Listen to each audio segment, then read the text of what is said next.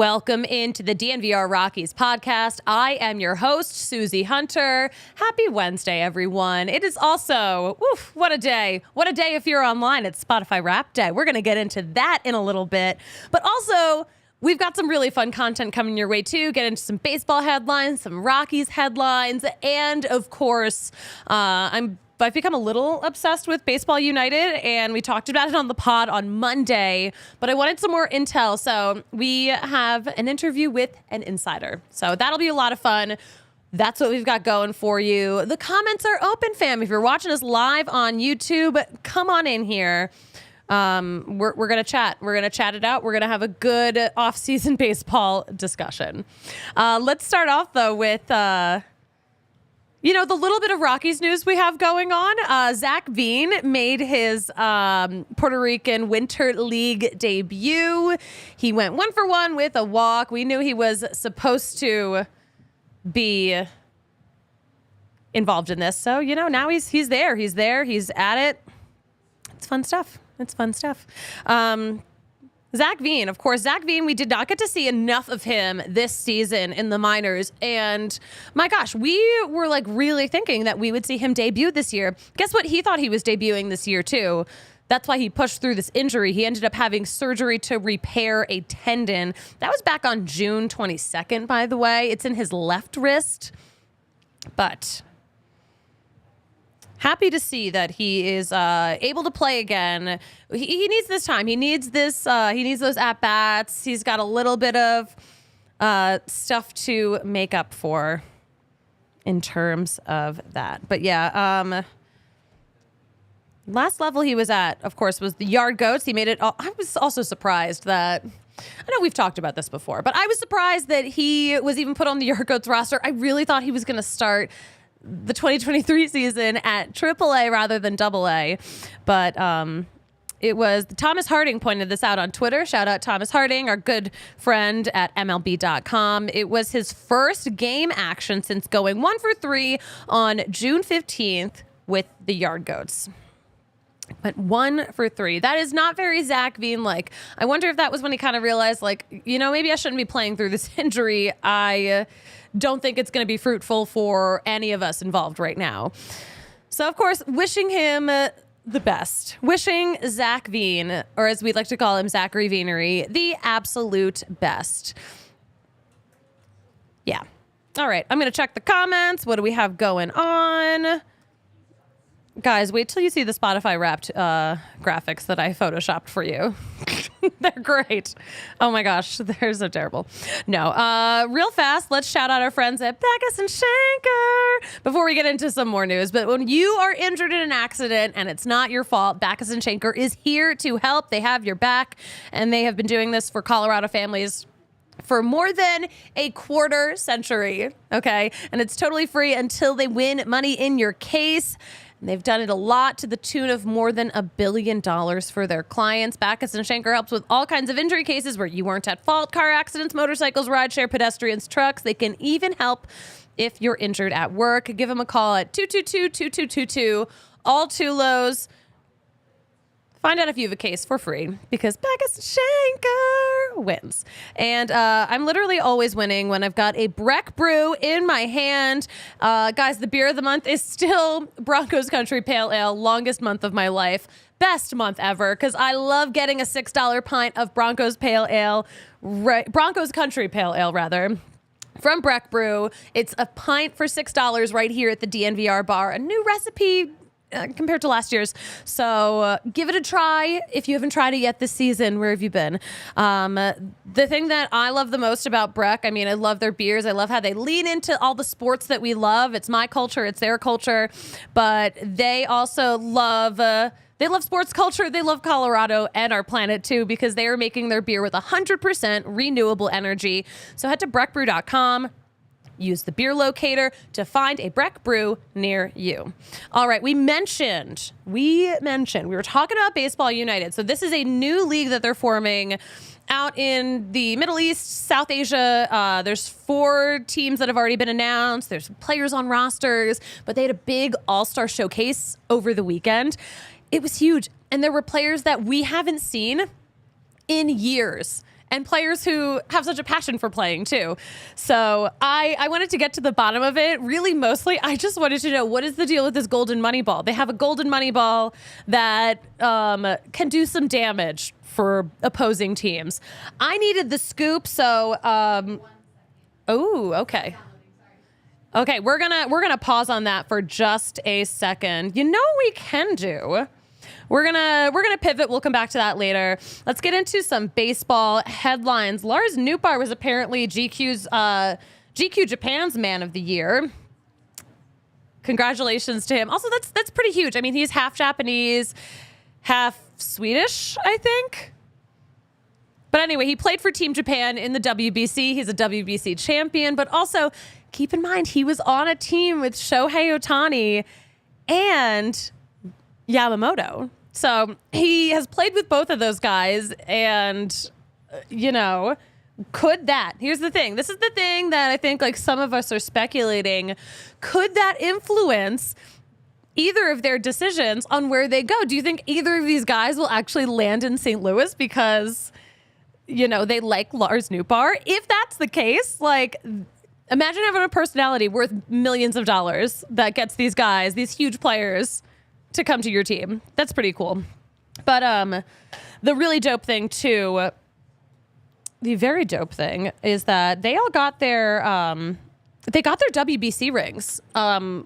Either over the weekend, sometime this week. Time is a construct. I've been like at an airport for the past 72 hours. So sometime in the past 72 hours, I saw pictures of the WBC ring that came out. We'll try to pull that up in a second.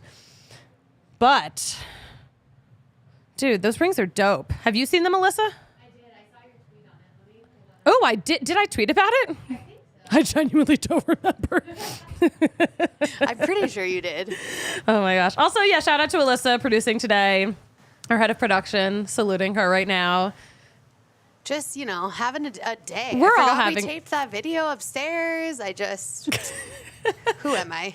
It's one of those days. I feel like I'm all out of sorts. While we're pulling that up, I'm going to tell you what happened to me the past couple of days, because everyone loves hearing about everyone else's bad flight stories.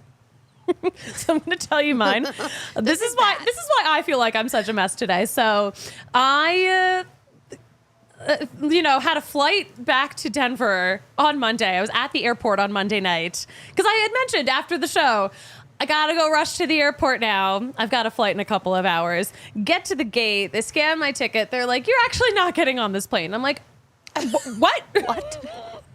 So it was a very miserable moment for me because I just also really wanted to get home, and also all my luggage was on its way to Denver without me. But anyway, so while that was all happening, while I was all flustered about not getting on this flight and all of my luggage was on the flight, I lost my freaking ID. So I had no ID. So I had to go back to the airport the next day, and I couldn't even check in for the flight online. I had to check in at the counter.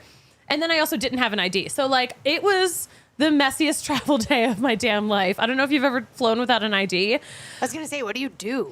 I'm not even kidding. I used my bottle of Zoloft as ID. Yeah. They accepted that? They had to. It was the only thing. I had a credit card on me and I had Zoloft. I didn't have my ID. Two proofs of Yeah. Well, life. They prefer something that has a photo on it. So I'm not even kidding. They were like, don't you have a Costco card? Because Costco cards have your picture on them. So Right. apparently Costco cards are very acceptable as ID to get on a plane. Good to know. Good to know. Costco cards are preferable over bottles of Zoloft. It's just what I learned. Who knew? And then it's really funny because a couple of my friends have been like, that tweet was so funny because it tweeted about how you can use Zoloft as ID. I'm like, it's actually not very funny because it was very real. And that really happened to me. Roger read in the chat, it would be crazy if Broncos and Rockies follow up Avs and Nuggets crazy run. Yeah, that would be crazy. You're crazy. Are you okay? Do you know who this franchise is? No. Definitely not 2024. But I think things are going to be a lot different in 2025. The Rockies very well could lose more than 100 games again this coming season. But I think these 2 seasons I'm hoping are the rock bottom. I really think things are going to turn around for 2025. That's the number I've been saying. So until I'm proven wrong, that's what's going to happen. How does that sound? Also, let me know in the chat if you've done your Spotify Wrapped, because we are going to talk about that in a bit too. All right, here is the ring, by the way, the WBC ring. I love how it is just full on shaped like the logo. The logo. That's the word I was looking for. But yeah, Yamamoto tweeted this out. I mean, listen, it's not like the Braves ring where you can like open it up and there's like a little stadium inside of it, but it's a great ring. I think it's a really cool ring. I miss when rings didn't have to be like an experience. I don't need a ring to be interactive. Oh, see, I do. Why not? Is the Avs ring interactive? No. It's just a nice ring. It's just a nice ring. It's just a big ass nice ring. It is. That I'll never wear. So why not have it be interactive? I would honestly wear it every fucking day. You would? I think if I had a World Series ring, I would wear it every day I hosted a show. Oh, for sure. I would be so stoked. On the show, yes. And just casually. I know, guys, we were talking to a woman with a Stanley Cup ring. Yes. She has one, and she's not wearing it. No. To be fair, like with my luck, like I'd be like someone would like mug me for it or something. That's what I'm saying. That's why I don't think I'd want to wear it. Yeah. But me and another old coworker that got one wanted to go to like a dive bar and just like drink steins of beer, and I was like, no, we would get assaulted. Yeah. Yeah. And stolen. I'm also saying this, like I literally had stuff stolen from me like sometime today because I got back to my car. Also on top of all of this, took me forever to get back. And then I get back to my car this morning to drive here to work and my car has been absolutely ransacked. So I'm feeling depleted, guys. In so many ways. It's been a rough few days for Suze. A really rough few days. Guys, we're going to give you this interview as promised. But first, I would love to shout out our friends at Breck Distillery. They are the official bourbon of the Denver Broncos. And this is so serious, you guys. You only have a couple days left to enter this contest they have going on.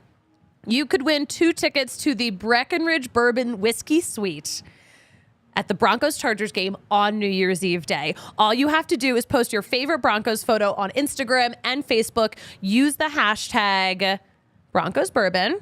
And on December 1st, it's going to be narrowed down to 10 favorites. So get these posts in right now, or you're going to miss out on being in a suite on New Year's Eve. Like, what better way is there to kick off your New Year's Eve than at a Broncos game, living the sweet life? What are we even doing here if you're not participating in this? Get on it. There's a link in the bio of this podcast, but go to BreckenridgeDistillery.com and you'll find more info there too. All right. Yes, we're all coughing. We're all sneezing. 'Tis the damn season. Let's, is that interview ready? Yeah. Okay. All right. So again, I just mentioned that we had a great conversation with Joey Zanaboni earlier today. He is a gem, but he gave us all the intel on baseball united. Alyssa, take it away. Joining the pod now, play-by-play announcer Joey Zanaboni. You were out in Dubai for a very unusual baseball game. Can you tell me about what is going on out there? Yeah, well, Suzie, let me tell you this. Unbelievable to be on here with you. It's a dream come true to join the podcast and to talk about something that, I really think is the future of baseball. Baseball United is an incredible new opportunity. It's a great new league that had an all-star showcase event. A lot of viral clips out of it because Bartolo Colon was on the mound. Pablo Sandoval was at the plate. So many great stars. Didi Gregorius, all of them actually playing on the field. And then you go up to the executive suite in the broadcast booth and you find Nick Swisher and Albert Pujols and Barry Larkin, an A-plus new league that's looking to spread baseball to a region that I think is really ready for it. This is a region in the Middle East and South Asia that's absolutely in love with cricket, and now we're going to have a chance to bring another bat and ball sport to them here in the coming years. Yes, we're going to crush cricket. No. We're just going to get baseball out there to this part of the world. I am so fascinated. One of the things that went so viral, a 6-run homer. Tell me about this golden money ball, because it's giving Quidditch, honestly. Yeah, it really does. And it's got a good crossover with cricket as well, because if you hit the ball over the rope in cricket, it's actually worth 6 automatically. And so it was kind of an idea that was a bit of a cousin of that, where there'd be a special ball that's painted gold. And if a guy hits it over the fence, it's basically worth double what he would have gotten. So Pablo Sandoval, who we know is hitting 3 home runs in a World Series game. He's done so much history already in terms of swatting the ball over the fence. He was up at the plate, a couple guys on, and he hit it out of the park. It ended up being worth 6 runs. And I'll tell you what it did was it really kept me engaged in that game, knowing that either team could come back at any point. I think at one point it was 8-2 and 9-3, but we just knew with one swing of the bat it could be tied or the other team could lead. So it kept us engaged all the way to the final out. And I think it's an interesting twist, one of a few rule enhancements that Baseball United brought to the game. Now, my question, how does the golden ball end up in play in the first place? Yeah, they kind of wave it in, and they had a little bit of a ceremonial sort of drop-off, but they let everybody know, and it's announced to the stadium that the money ball is in play, and the manager gets to choose it. So if you're the manager of the batting team and you have somebody of Pablo Sandoval's stature and reputation coming up, that's usually the best time, it would seem, to potentially double your run. So it's a strategic element as well, and I just think that in the sport of baseball, some of that for the field manager has been taken away over the last few years, where there's maybe not as many in-game decisions that they can make. And it's, in a way, even though it's new, I think it's kind of a callback to a different time and a time in the past. That is incredible. That's so freaking cool. Yeah, I did not realize that it was a strategic thing that a team could decide. I'm like, is it by chance? This whole thing is fascinating. When does the rest of the league actually start up? Yeah, I think right now the target date for the full season is November 1st. So November 1st of next year, and about a 2-month league that'll take us to about New Year's. This is going to be incredible because we're going to have great stars from the MLB, and we're going to have some really exciting prospects as well from that area. We saw some of them from India and Pakistan, Sri Lanka, and other countries that were represented. So there's going to be a local feeder system as well that's going to help some guys make their dreams come true. And that was one of the coolest parts to me, was seeing guys who had watched Robinson Cano, for example, growing up in India, and then having a chance to step on the field and actually substitute run for Robinson, who was playing second base during the game. That really meant a lot to them, and I think it's going to mean so much to people in their region. Yeah, definitely. My one question, so many stars, so many iconic baseball players who not necessarily have been, they've been out of MLB for a while.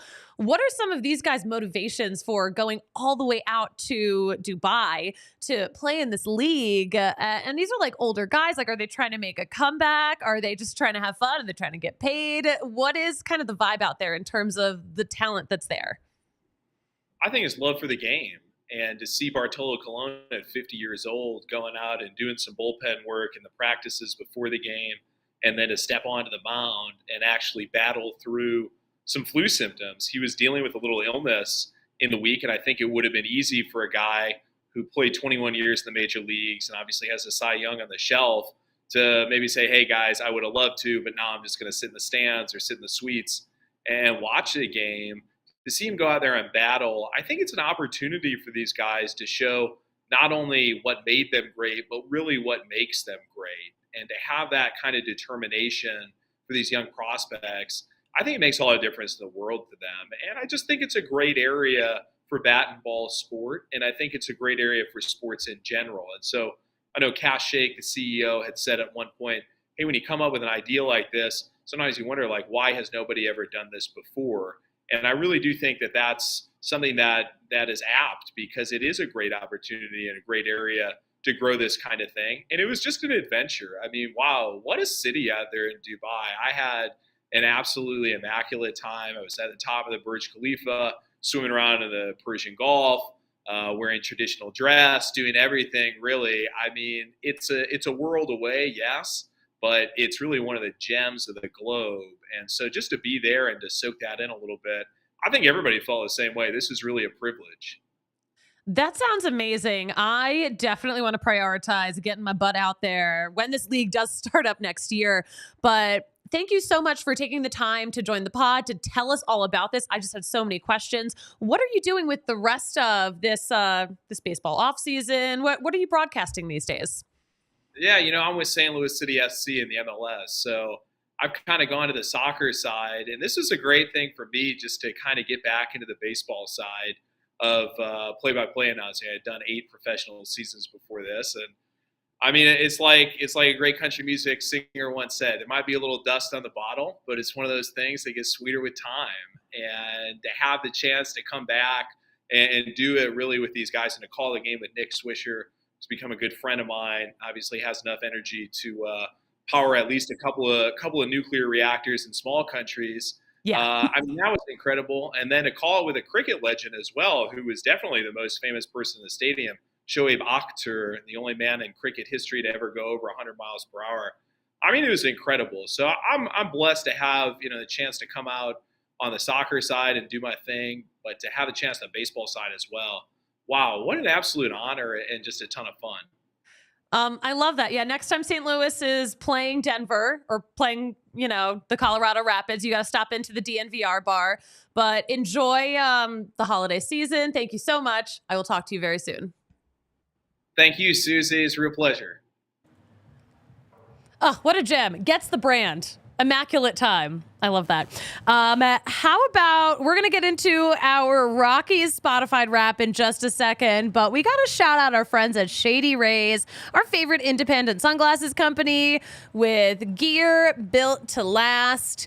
No matter who you are, even if you absolutely wreck your sunglasses, guess what? They can send you a new pair to replace them for free because that's their vibe. They've got the best protection program in the game. Break them, lose them, they will replace them. And they've got frames that are honestly just as nice as any of the designer pairs I've ever owned. And again, there's just less pressure because I don't have to freak out about oh my gosh, what if I lose them? Shady Rays has your back long after you purchase. And if you buy a pair and you don't love them, you can exchange them or just straight up return them within 30 days. No risk when you shop. Even lower risk, you don't even have to shop online if you don't want to. You can head over to the Park Meadows Mall right now and shop their brand new location. How long are we going to call this location brand new? It's a great location at the Park Meadows Mall. But a full stop shop for all things Shady Rays. They are currently in the midst of their biggest sale of the year for Black Friday. Don't miss out on the best deals for shades, snow goggles, and prescription sunglasses. Go to shadyrays.com and try for yourself the shades rated 5 stars by more than 250,000 people. Listen, it's Spotify Wrapped season. I did mine personally. Guess what? I'm in the top 0.5% of Taylor Swift's listeners for the second year in a row. Congratulations to me. I am a basic bitch. I saw someone tweet out earlier, if you're in the top 1% of Taylor Swift listeners, who, by the way, is the top artist globally for all of Spotify, for the whole world. That's what globally means. But she's the top artist, so if I'm that high on the list, so someone tweeted out, they're if you're in the top 1% of Taylor Swift's listeners, you need therapy. I'm bitch, I'm already in therapy. You need a prize. I need a prize. That's the real gift here. I will say, so, because I'm so high on Taylor Swift's listeners, I had a Spotify exclusive sweatshirt that I could buy. It was a 1989 sweatshirt. So I ordered it. So they're getting my money. I'm a clown. They're here's your wrap up. Now buy something from us. Now buy something. Beautiful. But whatchamacallit? My number 3 artist, Carole King. Yeah. I love her. She's the OG Taylor Swift. If you know, you know. I love Carole King. She's my fave. Let's look at the Rockies Spotify rap because I got some exclusive intel on what they had. These are definitely very real screenshots. Nothing I photoshopped poorly and hastily before the show. How about this for a wrap of the season? You lost 103 games. You've never done that before. Wow, congratulations to the Rockies. In the top 3 for number of games lost. Pretty good stuff. We also have peak playing month, March. Didn't we only play for 2 days in March? That's right. They were undefeated those 2 days in March. It was the best month for the Rockies. And of course, we've got our top foods. I love this. by the way. Great. This was a visual treat, this Spotify Wrapped. Monster Nachos, Helton Burger, Walkin' Taco, Berry Kebab, Coors Banquet to wash it all down. Those were my top foods this year. Y'all know that. Berry Kebabs are real. I miss those in the off season. I miss the Monster Nachos more than anything in the off season. I am probably going to Photoshop some more of these all day. So just like stay tuned to the DNVR Rockies Twitter account, DNVR_Rockies. I'm just going to be doing this all day. What's up, fam? We've got our merch dudes walking through right now. Go to DNVRlocker.com. You missed the Black Friday sale, but you know, we still got good gear. Before I let you go, fam, we're going to get into a couple of baseball headlines. We're going to talk about Yamamoto some more, because why wouldn't we? What else are we going to talk about? He's the juiciest new thing right now.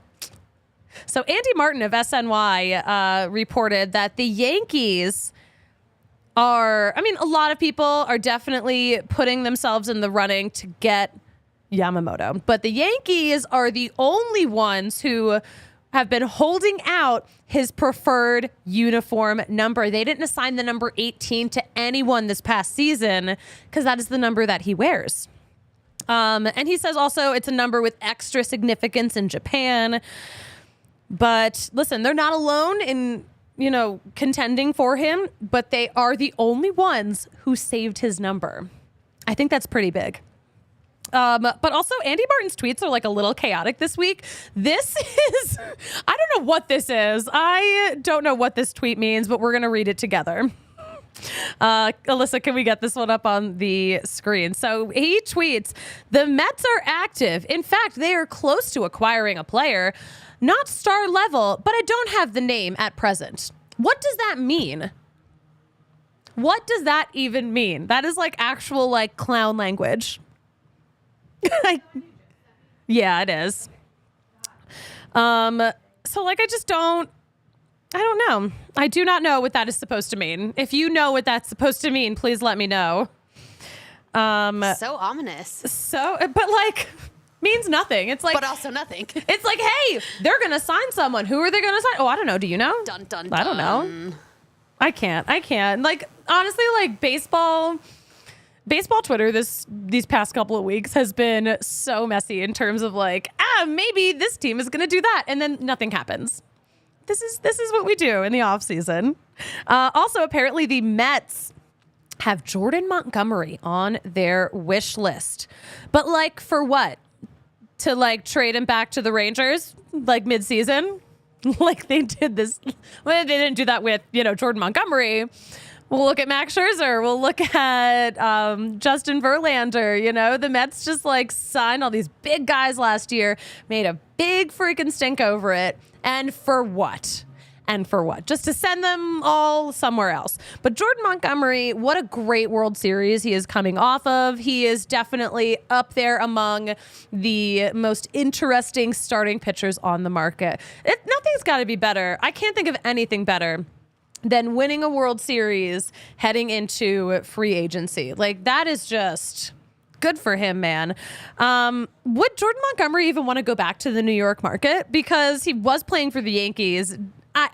Did he like it? Some guys just don't vibe with that environment. It's a lot of media pressure. Everyone's up in your business at all times.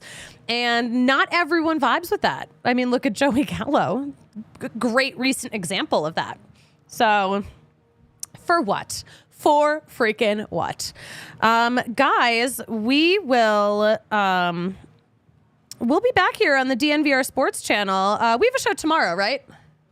Yeah, all right. We've got a show here at noon, right back here on the DNVR Sports Channel. Patrick will have some good stuff for you. He always does.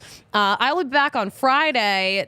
Time is to be determined, guys. Stay tuned. But listen, we've got it all popping right here on the DNVR Sports YouTube channel. Make sure you are following us at DNVR_Rockies, because we're going to be on it if the Rockies do anything.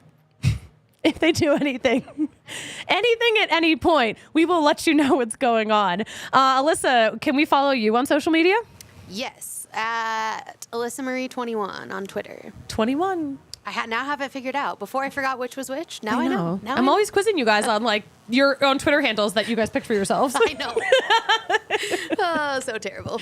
I love it. Guys, you can follow me at the Suzie Hunter on all platforms. And you know what I like to say about closing out a show? I like to say, fuck it, we ball. I will talk to you guys on Friday. Patrick will talk to you tomorrow. Until then, have a good one. We all silly like the mayor.